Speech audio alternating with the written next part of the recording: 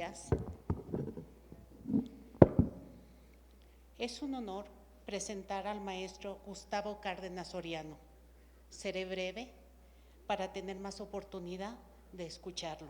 El maestro Cárdenas Soriano es egresado de las licenciaturas en Derecho por la Universidad La Salle y en Filosofía por la Universidad Panamericana, que en estos momentos está cursando.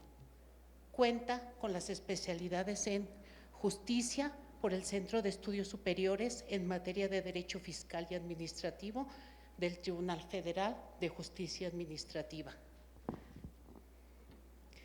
Es maestro en Derecho Procesal Constitucional por el Instituto de Estudios Superiores en Derecho Penal en colaboración con la Barra Mexicana Colegio de Abogados, así como en Argumentación Jurídica con doble titulación por la Universidad de Alicante, España, y por la Universidad de Palermo, Italia. Asimismo, cuenta con la maestría en Justicia Administrativa por el Centro de Estudios Superiores en materia de Derecho Fiscal y Administrativo del Tribunal Federal de Justicia Administrativa. En cuanto a su experiencia profesional, ha incursionado en el sector privado como litigante en las materias constitucional, administrativa, electoral, civil y mercantil en diversos despachos. En el sector público ha laborado en el Instituto Mexicano del Seguro Social, encargado de despacho de la Dirección Jurídica y titular de la Universidad de Investigaciones y Procesos Jurídicos. Por lo que hace al área docente, es profesor de Derecho Procesal Constitucional en su alma mater, la Universidad La Salle, así como profesor de Procedimientos Civiles y Mercantiles en el Instituto Tecnológico Autónomo de México, y miembro del grupo de trabajo que elaboró el Código Nacional de Procedimientos Civiles y Familiares. Con ustedes, el maestro Gustavo Cárdenas Soriano, quien abordará el tema la justicia digital en el nuevo Código Nacional de Procedimientos Civiles y Familiares.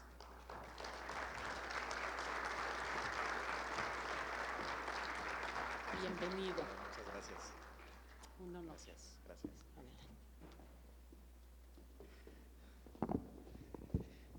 Muy buenos días todavía.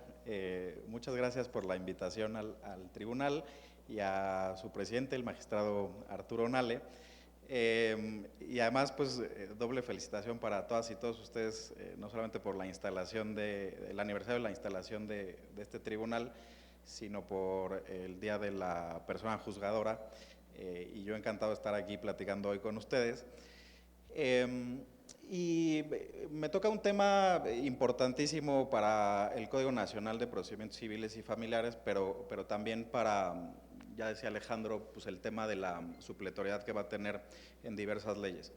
Es la justicia digital. Me tocó coordinar este libro en el grupo técnico revisor, y lo que quiero platicarles hoy pues son un montón de cosas, a ver si nos da tiempo.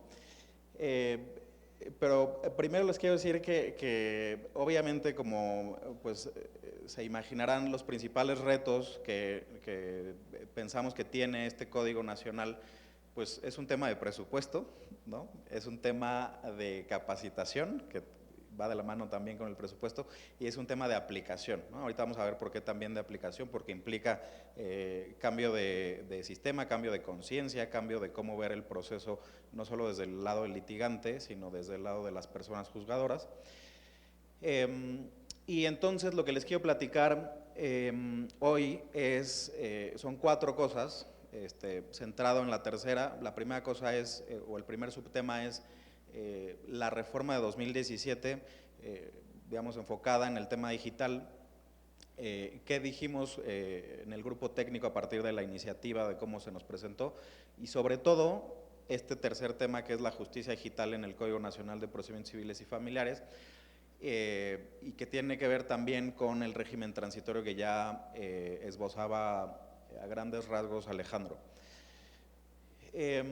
En cuanto a la reforma de 2017, Ya les decían hace un momento el presidente del tribunal y el doctor Segbe que, pues que en 2014 hubo una solicitud al CIDE para que se mejoraran estos temas de justicia cotidiana, y estos temas de justicia cotidiana tenían que ver con una idea de que se decía que la justicia cotidiana, incluyendo la civil y familiar, pues era una justicia lenta, costosa, discriminatoria, compleja, y entonces había que mejorar esos procesos, ¿no?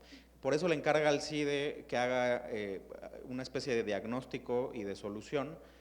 El CIDE presenta su informe y, como ya sabemos, advierte diversos problemas, pero lo que les quiero decir es que el CIDE propone que se haga un código único, un código nacional, y ese código único, pues obviamente tenía que pasar primero por una reforma constitucional, pero le da las características que debe tener ese código nacional, ¿no? Y entonces dice, es un código nacional que tiene que ser incluyente, con perspectiva de género, con procesos prontos y expeditos, con más juicios orales, con más juicios en línea, con notificaciones electrónicas y con menos formalidades. Pero vean, ahí están subrayadas dos líneas, más juicios en línea y notificaciones electrónicas. Es decir, desde 2015 que se presentó este informe, el Código Nacional o la reforma en materia de justicia cotidiana, civil y familiar estaba llamada a ser digital, ¿no?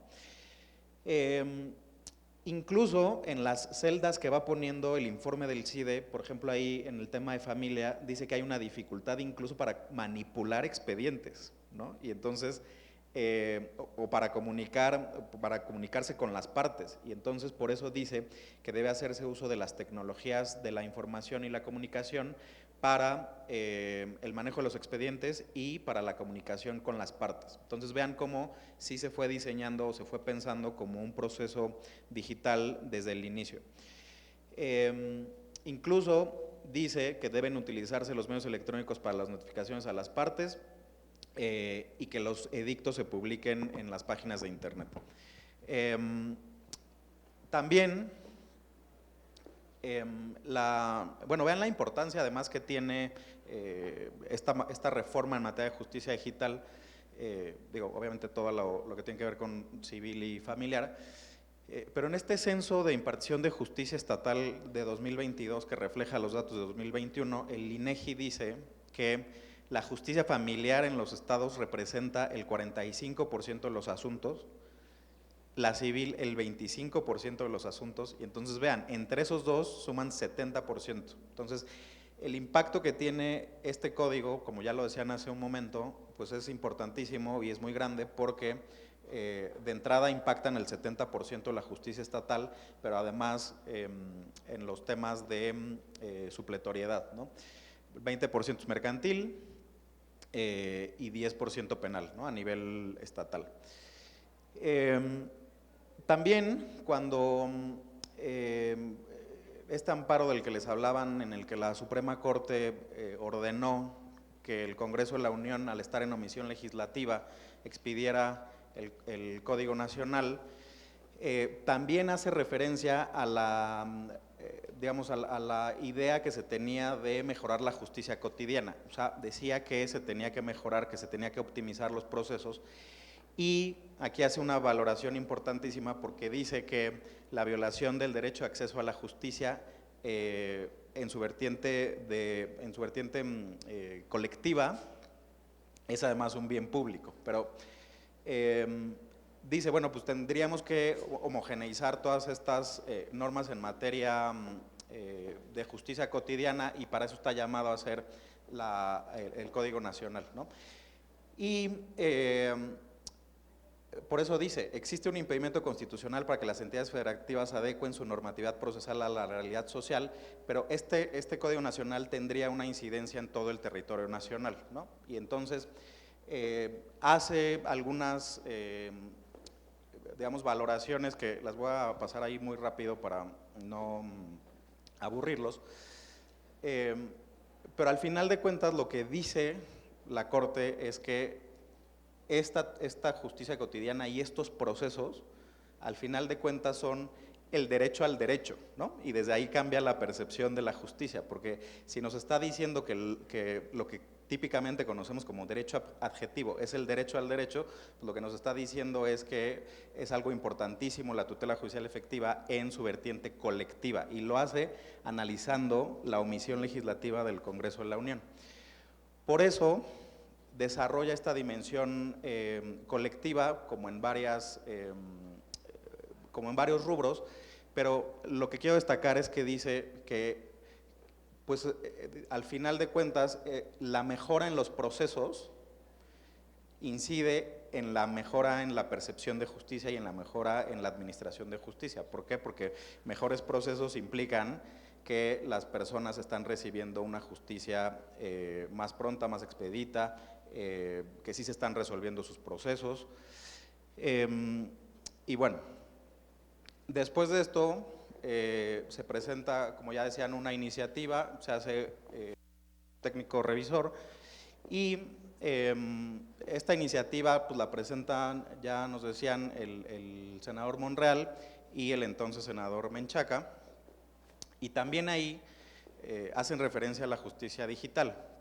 Por principio de cuentas, habría que entender que la reforma digamos, el nuevo sistema de justicia civil y familiar parte de la idea de que debe haber un proceso oral, que la regla general tiene que ser la oralidad, ¿no? Y entonces, a partir de la idea de oralidad,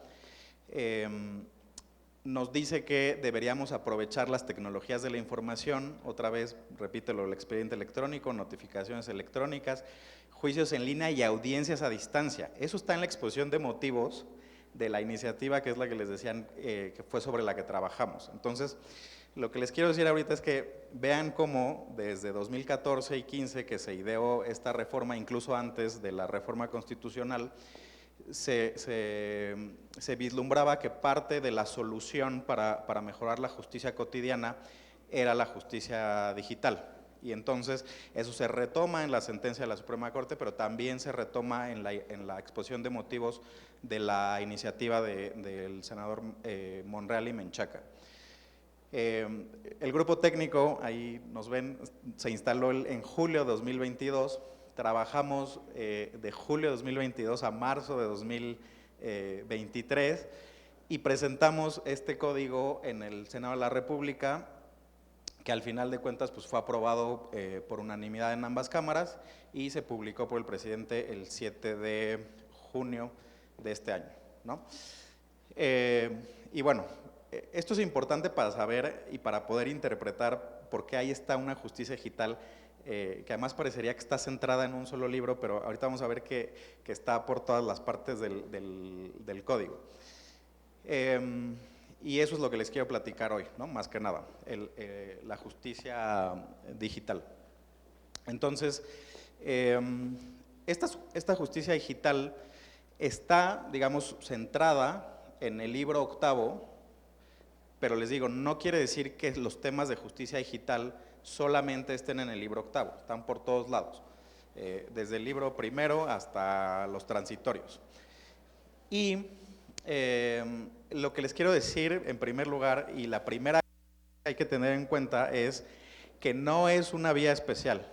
La justicia digital no es un juicio distinto a los que tiene el código, ¿no? La justicia digital es solo una modalidad a través de la cual se pueden llevar a cabo todos los procesos que están en el Código Nacional de Procedimientos Civiles y Familiares, ¿no?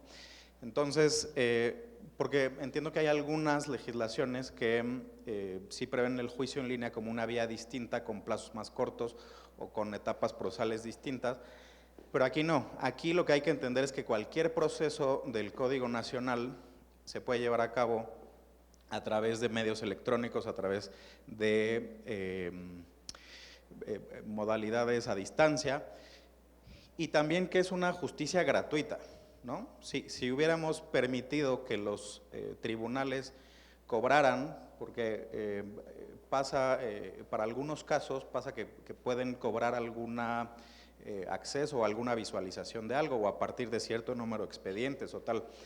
Eso no lo quisimos prever así, y es más, quisimos prever que fuera gratuita, porque si la idea de ir hacia lo digital implicaba más costos para los particulares, o para los justiciables, pues el hecho de tener que pagar, pues al final iba a ser un obstáculo o un incentivo negativo, por decirlo así, para entrarle a lo digital. Entonces, pues la justicia tendría que, digamos, o esta parte de la justicia digital tendría que costarle al Estado y no a los particulares.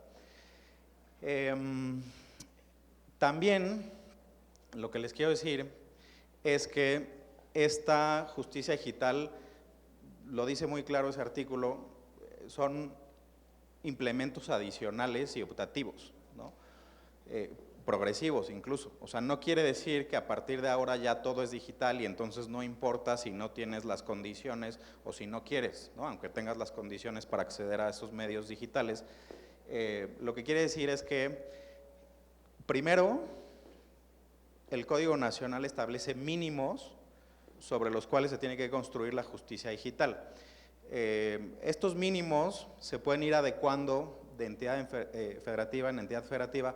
¿Por qué? Porque hay cuestiones que todavía pueden regular las entidades federativas a través de lineamientos que realicen los tribunales locales, a través del Consejo de la Judicatura. Por ejemplo, ¿qué plataforma se va a usar para una videoconferencia? Eso no podríamos ponerlo ahí en un código, porque además de que iba a aparecer manual de informática, pues en cada entidad federativa pudiera haber distintos sistemas o distintas plataformas o distintas formas de acceder al expediente electrónico, de poder tener comunicación con las partes. Hay algunos que permiten, no sé si aquí, pero entiendo que hay juzgados, por ejemplo en Guanajuato, que permiten la comunicación vía WhatsApp, ¿no? Y no en todos lados lo van a tener, pero eso no quiere decir que se tenga que imponer cierta tecnología a todas las entidades federativas. Y entonces es eso, ¿no? O sea, entendiendo que hay una brecha digital, porque también tengo que ser honesto con ustedes y les tengo que decir que hubo como mucha resistencia en el grupo técnico hacia lo digital, ¿no? Hasta que llegamos al libro de justicia digital me creyeron que ahí había algo que era la justicia digital, pero pues como que había cierta resistencia, siempre hay resistencia a lo nuevo, pero hay más resistencia a las nuevas tecnologías y hay, digamos, cierto rechazo, que además yo creo que era un tema también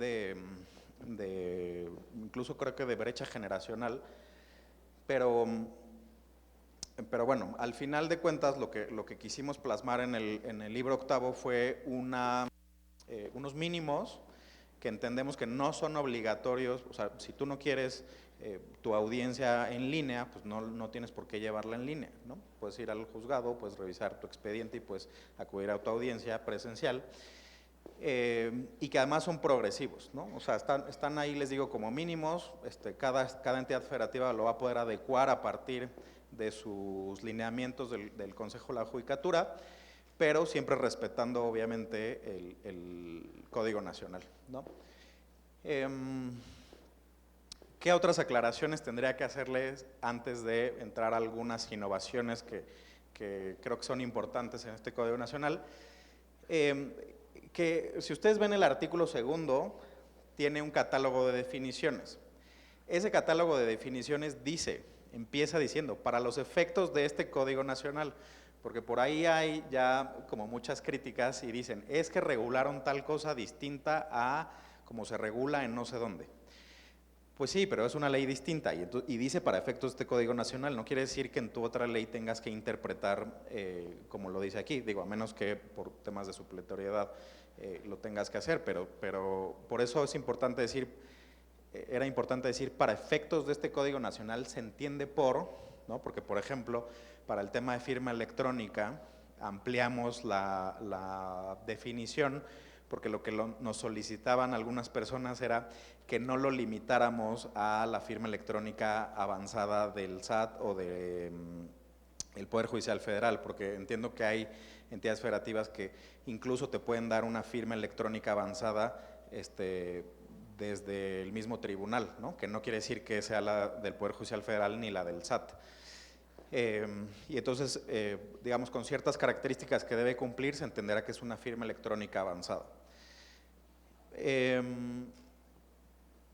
Otra cosa es que los principios de la justicia digital, les decía que es una modalidad la justicia digital. Entonces, como modalidad de los procesos jurisdiccionales, pues obviamente le aplican los principios que se prevén para todos los procedimientos, pero además, siendo digital, tiene sus propios principios, ¿no? Ahorita vamos a platicar de esos principios, que son básicamente 4, pero eso no quiere decir que tengamos que o podamos obviar o violar el principio, por ejemplo, de inmediación, ¿no? O sea, aplican todos los principios y además los de justicia digital, porque acuérdense que es una modalidad, no es un juicio distinto. Ahora, de estas definiciones que les digo que están ahí en el artículo 2, son 36 definiciones. De las 36, 24 son de justicia digital, ¿no? Por eso les digo, la justicia digital no solamente está en el libro 8, está desde el artículo 2. Y ya, pues los principios están ahí los principios de justicia digital están eso sí, en el libro 8, ¿no? Pero bueno. Ahora, sobre estos principios, el primero de ellos es el principio de, bueno, ahorita se los digo cada uno. Está el principio de elegibilidad, el de equivalencia funcional, el de neutralidad tecnológica y el de seguridad de la información. Estos 4 principios, digamos, irradian el entendimiento de los procesos en línea y de la justicia digital, porque vean, el principio de elegibilidad básicamente lo que nos dice es que las partes pueden optar por que su juicio se lleve a cabo en línea, ¿no? Una cosa es que el cliente se tenga que o se pueda llevar a cabo o formar físico y electrónico, y otra cosa es que, por ejemplo, las partes decidan que su audiencia se lleve a cabo en línea, ¿no? O vamos a ver ahorita también en el metaverso y en otros sistemas de justicia digital, y ahorita les digo por qué pusimos lo del metaverso.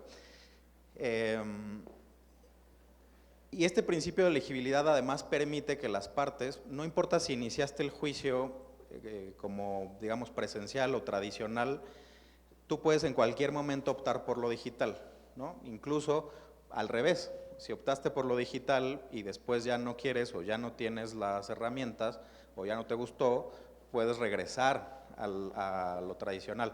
O puedes incluso, de las 2 audiencias que puede haber en el juicio, podrías llevar a cabo una a distancia y la otra no, ¿no? Entonces, como es o sea, entendemos también que no podemos imponer, pues digamos, alguna tecnología o alguna forma de llevar a cabo el juicio, como esta modalidad electrónica, porque no todos tienen acceso a ellas. Por eso se decidió que hubiera un principio de elegibilidad. Se llamaba, creo que la iniciativa decía como de optatividad, ¿no? Pero pues es eso, la voluntad de las personas para decidir si quieren llevar a cabo una audiencia en línea o no, por ejemplo, ¿no? Está también el principio de equivalencia funcional o no discriminación, tiene ahí 4 fracciones, pero básicamente lo que nos dice es que las personas juzgadoras no pueden hacer una distinción entre si tienen un documento físico y un documento electrónico, digamos, distinción en cuanto al valor probatorio o a la validez que le pueden dar a un documento, ¿no? Si un documento se firmó electrónicamente y es un documento, por ejemplo, público, como una sentencia que se firma electrónicamente, pues yo no le tendría que tener que requerir a la parte que me traiga la copia certificada, porque entiendo que es un documento electrónico que tiene una firma electrónica avanzada, ¿no? Y a esa, como documento público, le tengo que dar el tratamiento de documento público, ¿no? Y digamos, o también no quiere decir que si en una audiencia se desahogaron pruebas, una de las partes estaba de forma presencial y la otra a distancia, no quiere decir que entonces le voy a creer más a la que estuvo presencial y menos a la que estuvo a distancia, ¿no? Al final de cuentas, de lo que se trata esta equivalencia funcional es de permitir la justicia digital, las audiencias a distancia, pero dándoles el mismo tratamiento que como se lo damos a cualquiera de las actuaciones en un juicio, ¿no? También, pues un expediente electrónico vale lo mismo que un expediente físico, ¿no? Entonces, digamos, básicamente de eso se trata el principio de equivalencia funcional. Está también el principio de neutralidad tecnológica. Básicamente lo que nos dice este principio es que no podemos, pues, digamos, realizar ciertas conductas o imponer ciertas tecnologías o rechazar ciertas tecnologías porque no nos gustan, ¿no? Al final de cuentas, la ley no tiene por qué decir qué tecnología se tiene que, o cuál es mejor que otra, ¿no? No podemos decir, pues a mí me gusta que si va a ser a distancia sea, pues, con esta tecnología, pero prohibir esta otra tecnología, ¿no? Eso no quiere decir que los tribunales no puedan decidir, por ejemplo, si su plataforma oficial puede ser una creada por el propio tribunal, encargada a un tercero, que pueda decir, bueno, pues vamos a usar Zoom o Meet o Teams o la que quiera, ¿no? Al final de cuentas, pues eso se tendría que definir por cada tribunal, pero no quiere decir que, por ejemplo, o lo que prohíbe este principio es que digan, bueno, sí, cualquier tecnología, siempre y cuando sea con diferencia, ¿no? O sea, tal vez prohibiendo el correo electrónico. Y eso es lo que quiere decir este principio de neutralidad tecnológica. Y el de seguridad de la información, pues ese también va a depender de los sistemas que usen los tribunales locales o el federal, porque pues al final de cuentas, si se trata de información que se está generando de forma electrónica o en línea, pues debería haber ciertas garantías de su seguridad, ¿no? O sea, de que no se puedan hackear o que no las puedan interrumpir o que no las puedan modificar o que no se puedan pues divulgar indebidamente, ¿no? Incluso, entonces, las entidades federativas incluso tienen esta carga de que los sistemas que elijan para sus entidades federativas pues deberán tener estas garantías mínimas de seguridad. Y ahí está, ¿no? Las autoridades jurisdiccionales tienen la principal responsabilidad de proteger la información, los documentos y las comunicaciones que se lleven a través de medios electrónicos.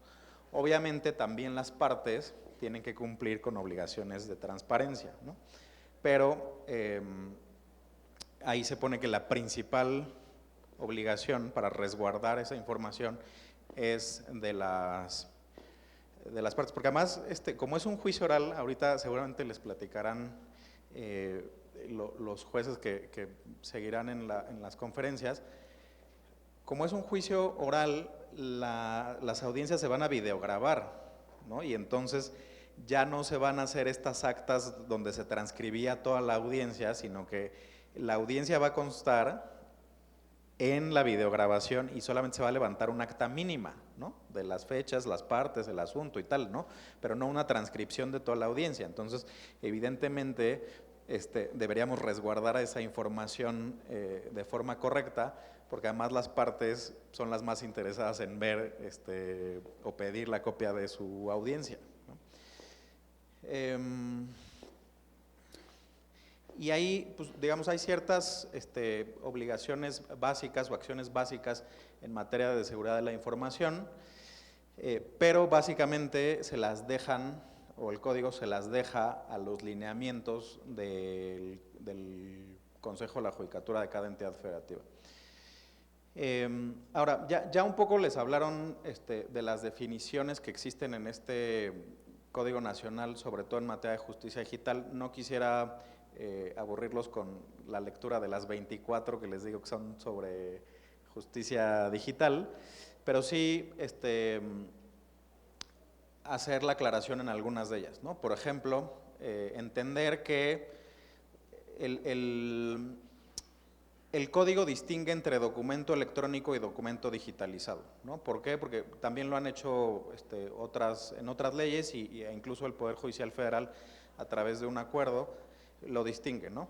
Y tiene que ver con cómo se formó el documento en primer lugar, ¿no? Por ejemplo, si una escritura pública de un notario pues la tenemos en físico y luego la escaneamos y así la presentamos en juicio, ese documento es un documento digitalizado, es decir, pasó por un escáner de digitalización y se hizo documento digital, pero existe su, digamos, su correspondiente o su original físico, porque así surgió, ¿no? Cosa distinta que si el documento se creó en archivo electrónico, ese documento, o sea, no existe de forma física, o se creó por primera vez de forma electrónica y después se imprimió, ese documento o ese archivo es un documento electrónico, ¿ok? Es decir, tiene que ver con que si se creó primero de forma física y luego se digitalizó, entonces es un documento digitalizado, o si se creó de forma electrónica por primera vez, como puede ser una sentencia, y después se imprimió, porque pues, supongo que estarán familiarizados con eso, ¿no? O sea, la sentencia puede ser de forma electrónica, tiene la firma electrónica de la persona juzgadora o las personas juzgadoras, y se va a anexar hacia el expediente. ¿Qué más? Va a haber unos temas seguramente que se van a resolver jurisprudencialmente, porque seguramente ustedes estarán pensando como, bueno, pero los testigos cuando los llame, ¿cómo sé que no se están comunicando, que no están en el mismo cuarto? ¿No? Ahí vienen en el Código Nacional, o que hay alguien enfrente, ¿no? Como cuando vivimos en Zoom y los que damos clases, pues en exámenes orales teníamos la duda de si el alumno estaba viendo ahí, o se estaba comunicando, o había alguien ahí, o no, o tenía audífonos y alguien le estaba diciendo la respuesta. Vienen ahí muchas medidas en el capítulo, en el libro de Justicia Digital, sobre si la contraparte puede decir que si va a ser a distancia la audiencia, pues puede ser en un lugar en específico, o que incluso algún funcionario judicial pueda estar presente, porque o sea, al final las personas somos muy creativas, ¿no? Y entonces me decían el otro día un amigo colombiano que esto sucedió un poco así en Colombia, y que los despachos de abogados lo que hacían era poner, o sea, designar un cuarto de su despacho o una oficina de su despacho, y ponían como mamparas, y o sea, la dividían en 4 y cada una pintada de diferente color, y entonces ¿no? Y con diferente diseño y tal, para que cuando prendías la cámara, pues pareciera que un testigo estaba en un lugar con una ventana y con cierta iluminación, y el otro estaba como en otro lugar completamente distinto, incluso dando el efecto que era de noche y tal, ¿no? Entonces, estas cosas van a suceder, y también aquí pues, se regulan estas cosas como que la persona juzgadora puede decir que le enseña alrededor del lugar, del área de transmisión y eso, ¿no? Pues están todas estas definiciones de audiencia virtual, que es tal cual una audiencia o una diligencia de forma virtual, o sea, la que conocemos, cualquier audiencia o cualquier diligencia, pero digamos llevada a cabo a distancia o en línea. Ahí está lo que les digo del documento digitalizado, el expediente electrónico, ahorita hablamos de eso.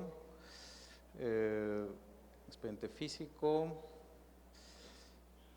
ahorita hablamos de firma electrónica avanzada.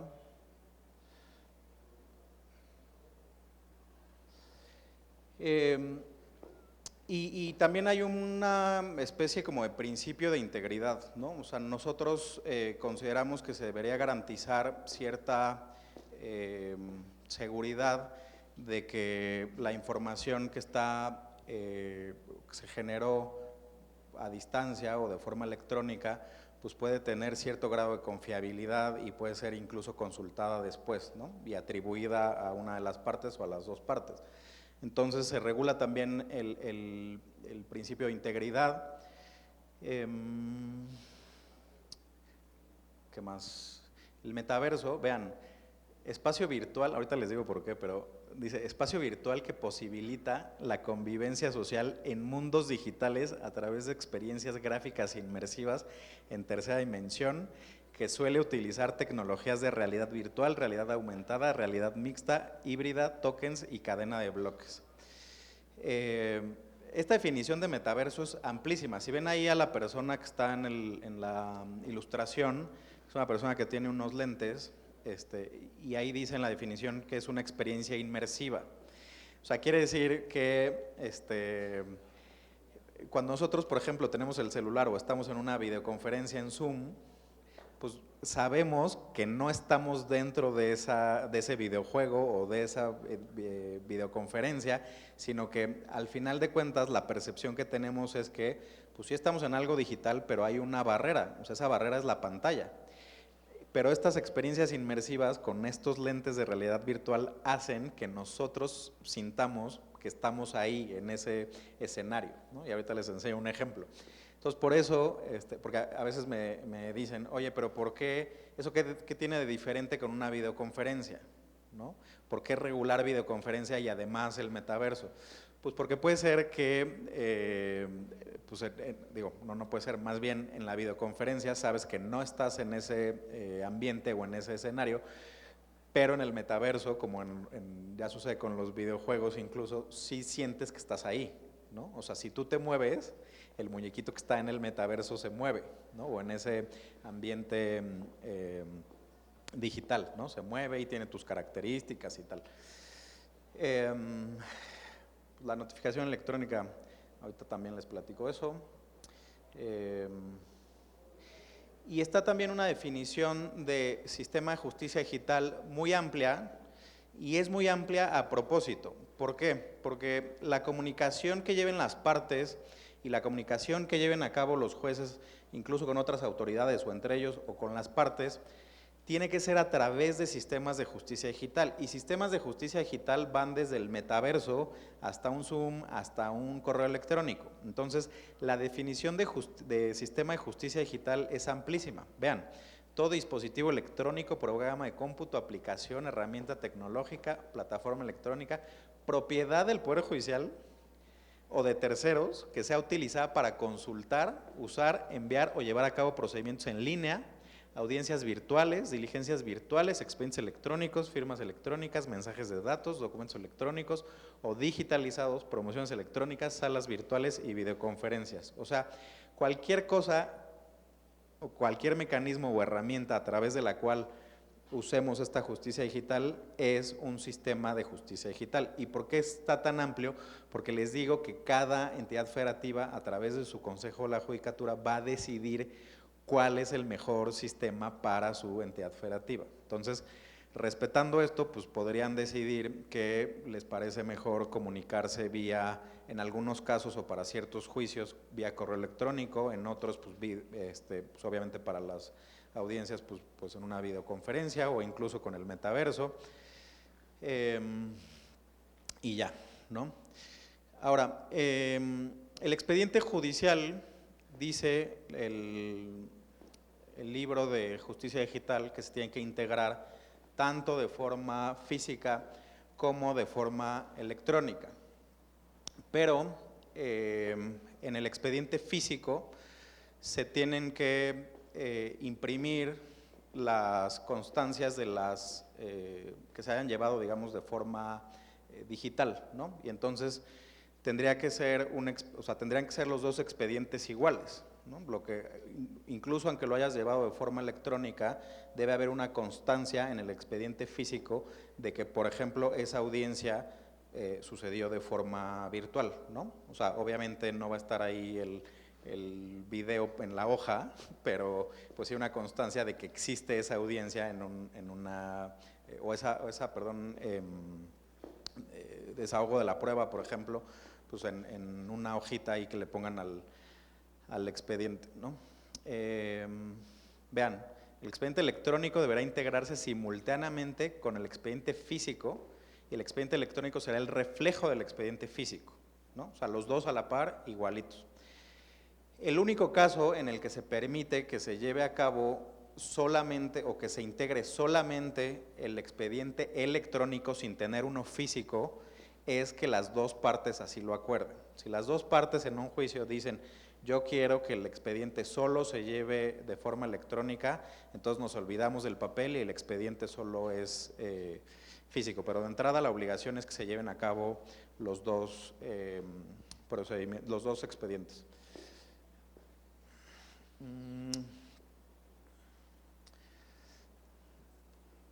¿Qué más? Y aquí la autoridad jurisdiccional puede sugerir o puede incluso decirles que existe la vía de llevar a cabo las audiencias de forma a distancia, de forma electrónica o en línea, o las partes lo pueden pedir así, ¿no?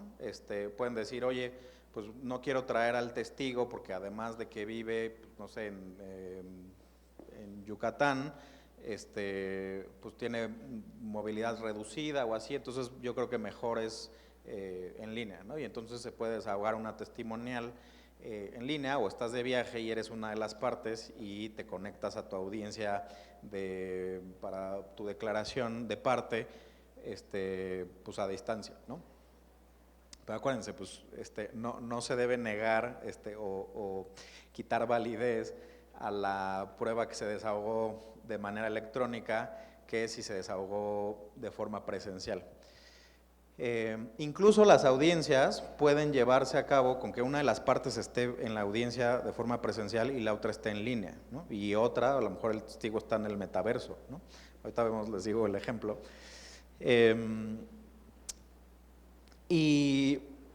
Pero como acuérdense que les dije que es voluntario, ¿no? Está el principio de elegibilidad, o sea, nadie puede obligar a que lleve a cabo su audiencia de forma virtual, pero si elige que sí lo quiere hacer, entonces debe cumplir ciertos requisitos. Por ejemplo, tener acceso a una computadora o dispositivo electrónico que cuente con cámara y micrófono, ¿no? Porque no se vale decir, yo sí quiero en línea mi audiencia, pero ¿qué crees? No tengo mi celular, pues sí te puedo escuchar, pero tú no me puedes ver, ¿no? Y sí me puedes escuchar, pero a lo mejor no me puedes ver. Pues ese es un requisito que no se estaría cumpliendo del Código Nacional. Por eso les decía que estas regulaciones son mínimas, o sea, los lineamientos que emita los consejos de la judicatura no podrán contravenir estas normas, ¿no? Que tenga conexión a internet, ahí, por ahí en este artículo dice el número mínimo de megas que debe haber para transmitir y recibir audio y video, que son los mínimos además con los que cualquier persona podría ir a contratar un plan de internet y que permite la recepción y el envío de audio y video. Señalar un correo electrónico para que te puedan mandar, por ejemplo, el link para que te puedas conectar, o el medio de acceso para el sistema de justicia digital, y tienes que decir en qué lugar y área vas a transmitir, ¿no? O sea, decir, pues voy a estar en la sala de mi casa, ¿no? Incluso, por ahí también está en el código, en el libro de justicia digital, que puedes, y eso a petición de la jueza Sabela, que puedes ir a otro juzgado, aunque no sea el juzgado que te está llevando o que va a resolver tu asunto, pero puedes pedirle que te dé acceso, digo, obviamente con cierta anticipación, que lo solicites, pero que le digas a un juzgado que no sea necesariamente el que lleva tu caso, que te permita llevar a cabo o que te presten la computadora y el internet para que puedas llevar a cabo tu audiencia en línea, porque me decía que hay lugares como remotos en los que a lo mejor es muy costoso para la parte trasladarse al lugar del juicio, y entonces lo que se permitiría es que en el lugar donde estés, si hay un juzgado, aunque no sea el juzgado que está resolviendo, te preste la computadora y el internet, o sea, tenga ahí algunos dispositivos para que tú puedas llevar a cabo tu audiencia de forma virtual. Otra vez se repite el tema de garantías sólidas de uso y funcionamiento del sistema de justicia digital, las medidas de seguridad de la información, y pues al final de cuentas de lo que se trata es que las autoridades jurisdiccionales también tengan este cambio de conciencia en que las audiencias se pueden llevar a cabo de forma virtual, ¿no? O sea, se señala fecha de audiencias y las partes deciden que van a estar de forma virtual, pues les tendrán que proporcionar los elementos, el link para que se puedan conectar. Y ¿qué más? Bueno, ahí está lo del registro de las audiencias. No me quiero meter mucho en audiencias porque ahorita los jueces se los van a platicar más a detalle. pero sí hacer hincapié en unas innovaciones que me parecen súper relevantes para el tema de justicia digital, que no están en el libro de justicia digital.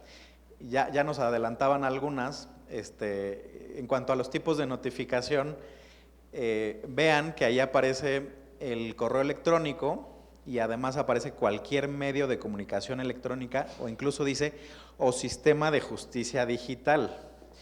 Entonces, incluso las notificaciones que el mismo código diga que se pueden hacer por correo electrónico, yo pienso, con base en este artículo, que se pueden hacer de otra forma, ¿no? O sea, con otro medio electrónico que no sea necesariamente el correo electrónico. ¿Por qué? Porque dice sistema de justicia digital, y ya les dije que el sistema de justicia digital tiene una definición muy amplia. Entonces, yo creo que ahí está el truco.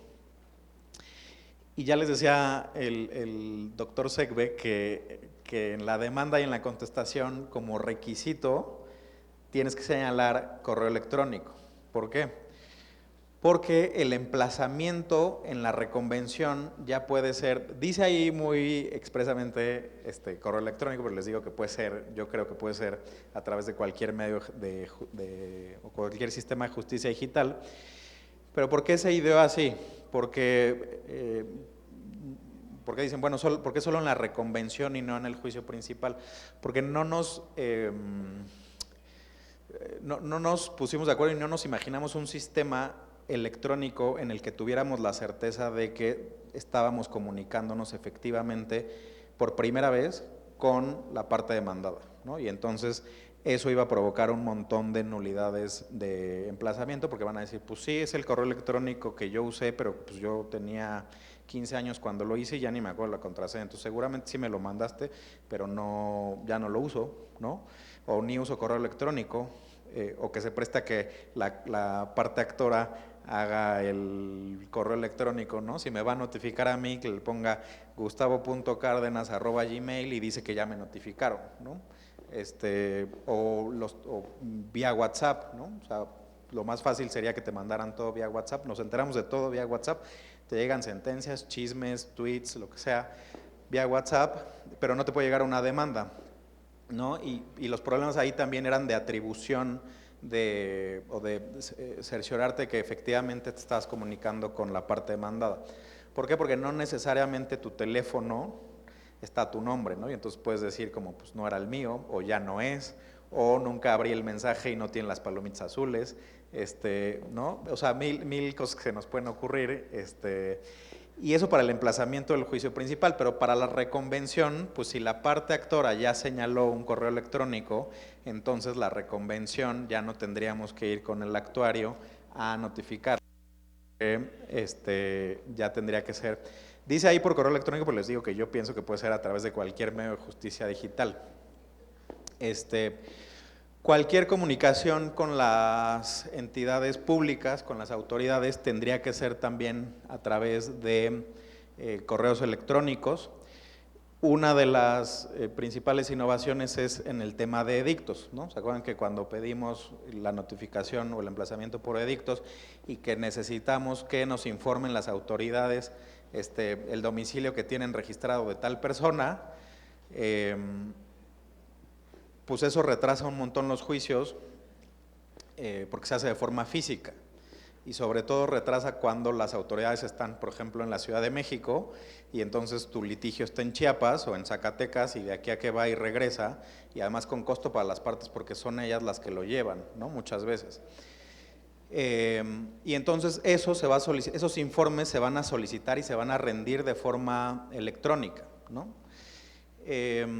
Y los edictos se van a publicar solamente en el medio de comunicación procesal oficial, entendiendiendo el medio de comunicación procesal oficial como las listas, ¿no? No le quisimos poner listas, ni boletín judicial, ni nada así, porque en las entidades federativas se llaman de distinta forma. Entonces, la forma genérica de definirlas, que está en el artículo 2, es medio de comunicación oficial. Entonces, los edictos ya no se van a publicar tampoco en los periódicos, ni locales ni nacionales, solamente en en el boletín o en la lista del Poder Judicial de que se trate. También los exhortos que se hagan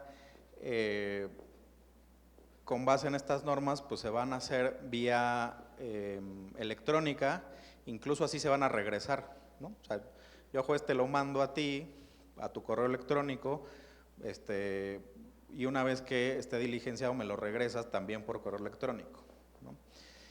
¿Qué más?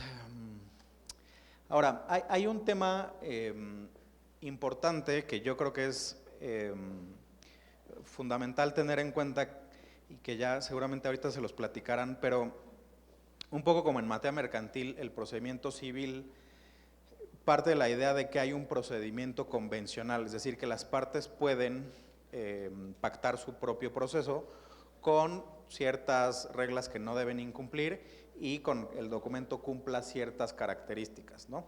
Que ya se las platicarán ahora, pero yo creo que lo que se debería hacer, ¿no?, como tip en los contratos o en los pactos del procedimiento, en esas cláusulas, es pactar todas estas cosas de justicia digital y qué sistema se va a seguir y cómo se van a notificar y tal, ¿no? Si se puede notificar el procedimiento con ciertas restricciones, yo creo que se podrían pactar las cuestiones de justicia digital que no violen derechos humanos. Ya les hablaba también, Alejandro, de la prueba documental física y electrónica, con esto que yo les decía de la equivalencia funcional, y con lo que seguramente les hablarán a ustedes de la valoración de la prueba. Pero hay que hacer una aclaración también muy importante porque, por ejemplo, en materia de amparo, hay por ahí que dice que si tú presentas un documento electrónico anexo al juicio de amparo o digitalizado, lo que tienes que hacer es decir, bajo protesta, decir verdad, que ese documento es copia fiel, íntegra y inalterada del documento original, ¿no? Aquí pues quitamos esa prohibición porque si se supone que estamos tratando con el principio de equivalencia funcional, no importa si la parte te dice o no te dice que es copia fiel o íntegra del documento original, más bien te puede mentir y decirte que sí, que efectivamente es copia, aunque está alterada, o no te lo puede decir y no es que por eso la digitalización esté mal hecha, ¿no?, o el documento esté alterado. Eso no quiere decir que los jueces no puedan pedir los originales, ¿ok? O sea, no le pueden pedir a la parte que haga esta manifestación para negarle valor probatorio a lo que exhiba electrónicamente, aunque los jueces sí pueden pedir que les exhiban los documentos originales para cerciorarse de que efectivamente son esos que le presentaron.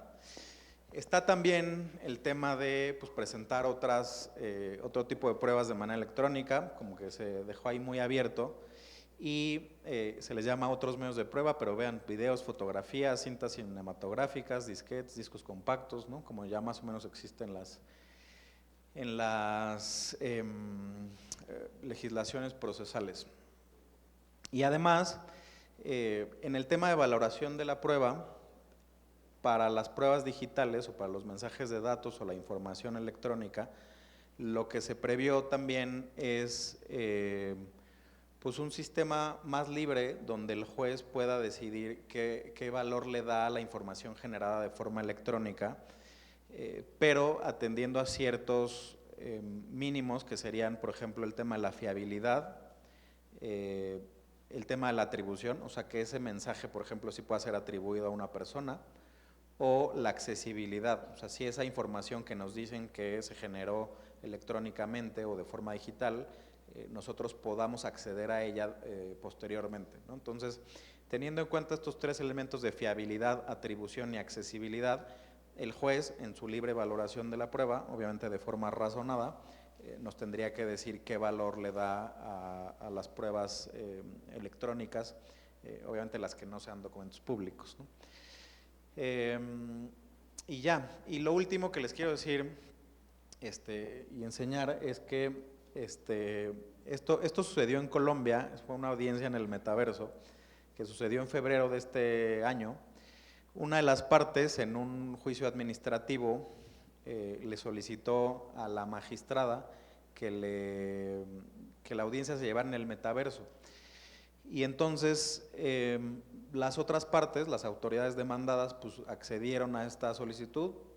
También la magistrada empezó a analizar, vean ahí su resolución, qué se entendía por metaverso, qué se entendía por estas gafas que les platicaba de realidad aumentada y cómo se definían.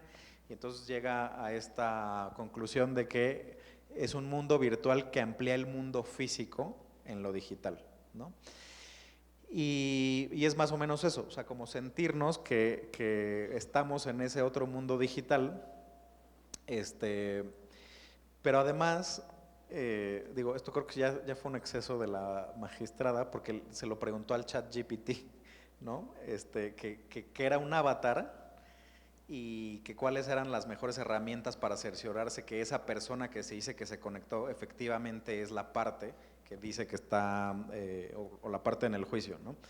Y le pregunta qué es un avatar y le dice el ChatGPT que es un personaje virtual que representa a un usuario en línea. O sea, un avatar sería nuestro muñequito en el metaverso, ¿no? Y si ustedes ven la definición de avatar, que sí está en el diccionario de la Real Academia, que viene ahí, vean, del sánscrito, que quiere decir encarnación de un dios. O sea, sí es al final una especie de representación. Y en la acepción de informática dice representación gráfica de la identidad virtual de un usuario en entornos digitales. O sea, es como nosotros estamos representados de forma, digámoslo así, de burdamente, como un muñequito en un entorno digital. O sea, estos stickers incluso que hacemos de WhatsApp que se parecen a nosotros, pues es una especie de avatar, ¿no? Es nuestra representación en un mundo digital, aquí pues en el metaverso. Y entonces le preguntó que cómo podía verificar la autenticidad de quienes dicen que entran a esa audiencia en el metaverso, y le dice, pues hay diferentes formas de autenticar a las personas. Puede ser incluso a través de una identificación oficial, o que esa parte te señale un correo electrónico en donde tú le mandes la clave con la cual se puede conectar. Entonces, si la parte te está diciendo, este es mi correo electrónico y aquí mándame la clave, pues a la hora de poner la clave se entiende que sí es esa persona, ¿no? Porque incluso hay otros mecanismos como estos datos o estos sistemas como biométricos que tiene el SAT para reconocer el iris o la voz, o los bancos que tienen estas cosas, pero ni modo que cada persona, o sea, cada parte en un juicio tenga en su casa un dispositivo de estos para acceder al metaverso, ¿no? Entonces iba a ser además imposible o iba a ser letra muerta, ¿no? Incluso el ChatGPT le dijo puede ser con una firma digital, que así puede ser como te puedas autenticar para acceder a una reunión con una firma electrónica. Y entonces, vean, lo que les dice la magistrada es, ok, si vamos a llevar la audiencia en el metaverso, les voy a mandar un correo electrónico con los datos para que se puedan conectar. Vamos a hacer una prueba unos minutos antes para ver si hay errores técnicos que podamos solucionar. Les voy a mandar el código de verificación para que se puedan conectar, y vean, les dice que debe haber pausas cada 25 minutos por temas de salud mental, ¿no? Y ahí les cita las fuentes con las cuales pues pretende justificar que no puedes estar tanto tiempo en el metaverso, ¿no? por temas de salud mental. Y vean, resuelve: acéptese la solicitud de realización de la audiencia inicial a través del metaverso, y la señala para pues 15 de febrero de 2023 a las 9 a.m. Si ustedes buscan la audiencia en YouTube, ahí está, pero aquí les tengo las imágenes. Vean, está la magistrada, las partes, vean ahí dice demandante, está ahí una de las partes que no sé qué dice, demandante también. Esta persona está en gris porque se le fue la conexión, y entonces sí se había conectado, pero esos son el avatar, ¿no? El avatar de esta persona, pero está en gris porque se le fue la conexión, y en lo que regresa, pues ahí la ponen como medio dormida. Vean también, o sea, aquí es una especie de audiencia híbrida, porque incluso al parecer creo que era la secretaria, ella no estaba en el metaverso, ella estaba en su oficina, pero se conectó en el metaverso por Zoom, ¿no? Entonces no necesariamente tendrías que tener estos lentes, ¿no? Podrías estar tú en un Zoom y los demás ahí en el metaverso. Obviamente la tecnología ahorita da para hacer estos muñequitos nada más, ¿no? O sea, un día aspiramos a que los muñequitos sean más reales, pero pues obviamente todos ellos tenían sus lentes estos de realidad virtual y hablaban y vean, se sentían, o sea, digo, seguramente con esos lentes sentían que sí estaban en esa audiencia, aunque cada quien estuviera en su casa. Y ya, no me quiero exceder del tiempo, lo del régimen transitorio ya más o menos se los dijeron, las autoridades tienen que señalar correo electrónico, ese plazo ya les está corriendo, tienen que adecuar sus normas, va a haber un sistema como una especie de CICE, pero a nivel nacional, que también está previsto en los transitorios, y como ven, pues es un tema, la justicia digital es un tema, digamos, central en el Código Nacional de Procedimientos Civiles y Familiares. Muchas de las cosas seguramente se van a resolver jurisprudencialmente, y nada, pues yo quedo a sus órdenes y muy agradecido y muy honrado otra vez, y agradecido con la invitación al magistrado Arturo Nale. Muchas gracias.